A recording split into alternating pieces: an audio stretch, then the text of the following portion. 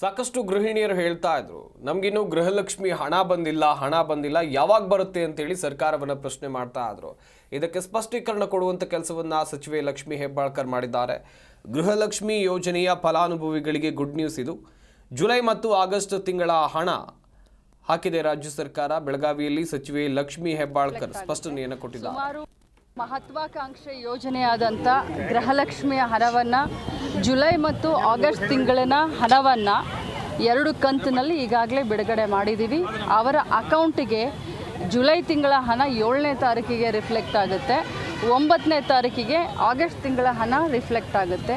ಸುಮಾರು 5,000 ಕೋಟಿ ಹಣವನ್ನು ಈಗಾಗಲೇ ಹಾಕಿ ಬಂದಿದ್ದೀನಿ.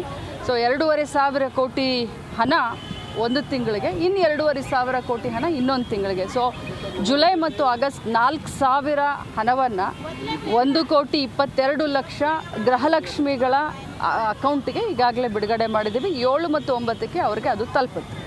ಮಹತ್ವಾಕಾಂಕ್ಷೆ ಯೋಜನೆಯಾದಂಥ ಗೃಹಲಕ್ಷ್ಮಿಯ ಹಣವನ್ನು ಜುಲೈ ಮತ್ತು ಆಗಸ್ಟ್ ತಿಂಗಳಿನ ಹಣವನ್ನು 2 ಕಂತಿನಲ್ಲಿ ಈಗಾಗಲೇ ಬಿಡುಗಡೆ ಮಾಡಿದ್ದೀವಿ. ಅವರ ಅಕೌಂಟಿಗೆ ಜಿ ಕನ್ನಡ ನ್ಯೂಸ್ ಈಗ ನಿಮ್ಮ ಮನೆಯಲ್ಲೇ ನೋಡಿ. ಎಲ್ಲ ಕೇಬಲ್ಗಳಲ್ಲಿ ಈಗ ಲಭ್ಯ.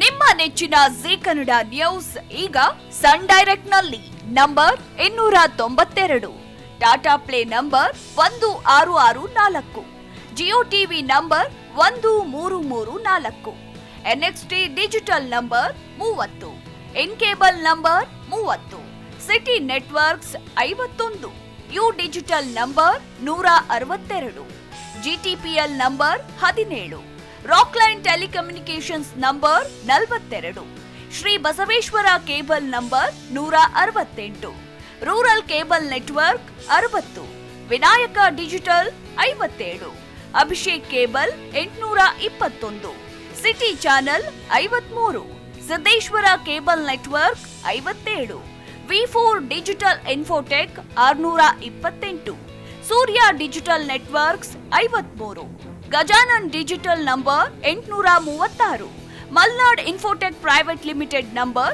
56, Metrocast number 830, Victory Digital number 167ರಲ್ಲಿ ನೋಡಿ ಆನಂದಿಸಿ.